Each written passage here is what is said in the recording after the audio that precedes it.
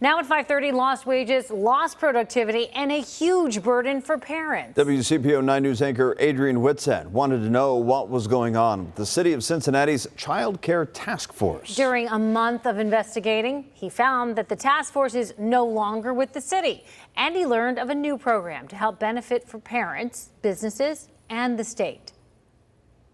WXYZ. Affordability and access to childcare are quickly becoming a bigger burden for so many parents. It is now really vying for number one in our budgets with our rent and our mortgages these days. It's a very expensive part of our budgets.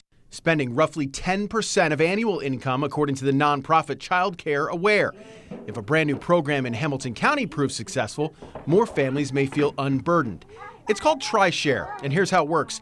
Businesses would agree to provide a stipend to employees. That money will be matched by the state of Ohio, leaving a family to pay just a third of their child care costs. Child care continues to be one of the biggest barriers for businesses to recruit new employees and to retain their employees. Vanessa Freitag, CEO of 4C for Children, is helping to lead this pilot.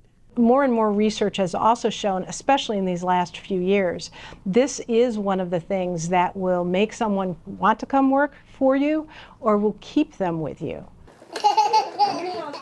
The program focuses on parents of children up to 5 years old before they're in kindergarten, and it doesn't matter if it's home-based or center-based childcare. Other states like Michigan, North Carolina, and Kansas found success, and Ohio hopes to duplicate it.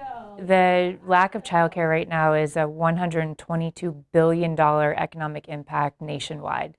That's $3.9 billion in Ohio in lost wages, lost revenue, lost productivity because people can't go to work. Liz Keating leads what was the city of Cincinnati's child care task force. She brought it to the chamber earlier this year to help break through some of the bureaucratic red tape. We're trying to stabilize the industry.